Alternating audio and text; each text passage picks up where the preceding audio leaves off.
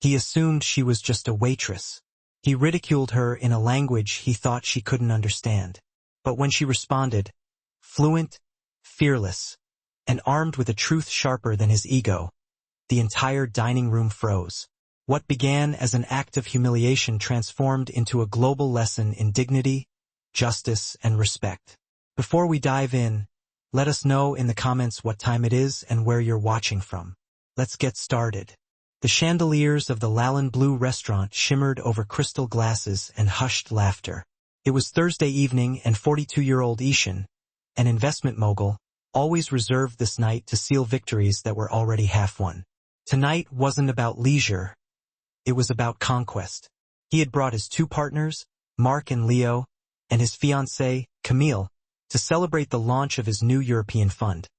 A deal that would absorb 3 rival companies and guarantee him the cover of Ligaro Economy magazine in the morning. Everything about his demeanor screamed control. The tailored navy suit, the crimson tie, the heavy watch glinting under the lights. "Tomorrow we'll toast to the headlines," Mark said, raising his glass. Ishan scoffed. "Headlines? No, my friend. To history. Before summer, we'll control half the logistics sector in northern France." They laughed, their glasses clinking together. The air reeked of arrogance and expensive perfume, the signature scent of wealth. The only sound that cut through the clatter was the rhythmic tapping of heels, music belonging not to power, but to service. A young waitress approached, balancing a silver tray holding 4 glasses of centimillion. She moved with grace, her black hair pulled back in an impeccable ponytail, highlighting skin that reflected the candlelight like bronze. Her uniform was perfect. Black blouse, white apron, collar impeccably pressed. Her posture was flawless, but her eyes carried exhaustion and something heavier, hidden beneath her polite demeanor. Ishan glanced at her without interest. The wine gurgled as it was poured. Camille offered a gentle smile, trying to soften the atmosphere, but Ishan thrived on the tension. It reminded everyone that he was in charge. "Serve carefully," he said in condescending French. "This bottle costs more than your monthly salary." The waitress paused for a brief moment, then continued serving, her hands steady, the room silent. The men chuckled amongst themselves, assuming she didn't understand. Ishan leaned toward Leo, still speaking in French, loud enough for her to hear. "These days they hire just anyone. She probably doesn't even know what Bordeaux is." Leo laughed. "Well, at least she decorates the table nicely." Their laughter was brittle as glass. She finished serving and took a step back. "Anything else, messers?" she asked in clear English. Her accent was flawless. Ishan ignored her. "That's all." She turned to leave, each step tightening the knot in her stomach. 3 months prior, Maya Dialf had been a scholarship student at the Sorbonne University, studying comparative linguistics, the daughter of a Senegalese professor and a French nurse. Words were her world. She dreamed of translating for UNESCO, uniting distant cultures. Then came an email, academic misconduct under review. The accusation, plagiarism in her 120-page thesis on dialectal changes in North Africa. The proof, correctly cited lines. The real motive? Jealousy. A professor's assistant, bitter from an old love triangle, had sent an anonymous denunciation. No one investigated. Her scholarship vanished. Her housing was revoked. Rumors replaced facts. She appealed. She provided evidence. She sent letters, but no one listened. When her mother suffered a minor stroke in Marseille, Maya gave up, packed her books into a single suitcase, and boarded a train to Paris. When she arrived, her savings were gone.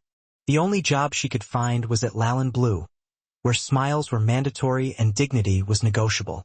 Now, standing before Ishan's table, she remembered that she needed this salary.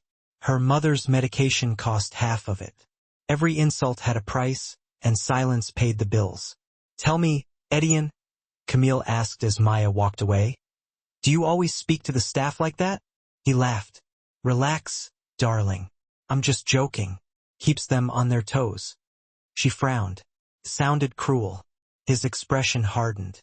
"You're too sensitive. They don't even feel insulted." They're used to it. Mark grinned. Admit it, she's beautiful. Those eyes are good for business. Ishan snapped. Enough, but not at my table. Minutes later, Maya returned with the next course. Ishan leered. Ah, mademoiselle? What's your name? Maya Monsuro. Maya, he repeated. Luxurious for someone carrying plates. She replied calmly. It means illusion, monsieur. Laughter erupted. Illusion? Then keep it that way here. I am the reality, the king. Her lips parted, but she bit back a response, remembering her mother's voice. Asterisk, don't answer pride with pride. Patience before ego. Ishan turned back to his friends in French. Perfect. An exotic accent for a French restaurant. She's practically decoration. Mark agreed. An exotic decoration. The words cut deep. She placed the tray down carefully. Spine straight. Steady breath. In perfect French, she responded, Forgive me, monsieur. I wasn't aware that arrogance was your native language. The laughter died. Camille dropped her fork. Mark blinked. Ishan's smile vanished. Maya maintained eye contact. You think I don't understand? I studied French longer than you've been wearing that watch. I also respect the language, perhaps a concept you've never grasped. Absolute silence. What did you say? He hissed. Please, Camille whispered. He ignored her. I won't be disrespected by a waitress. He stood, dragging his chair across the marble floor. There's a problem? The manager murmured, approaching quickly. Yes, Ishan growled. Your employee finds it acceptable to insult customers. The manager turned to Maya, pale. What did you say? Nothing that wasn't true, she replied. Apologize, Ishan demanded. Why? She asked. For understanding you? The manager pleaded. Maya, please, just apologize and go to the back. Ishan smirked. Listen to your boss. But Maya's hands were no longer trembling. No, Jim, I won't. This time she faced Ishan directly. You came here to flaunt power, not to savor food. You humiliate others to feel bigger. That isn't strength. It's emptiness. Gasps rippled through the room. Enough, Maya, Jim whispered. You're fired. Great, she said, removing her apron and placing it beside the wine glass. You can keep the glass, she added. You've already filled it with bitterness. She walked out. Soft steps, but each one louder than his pride.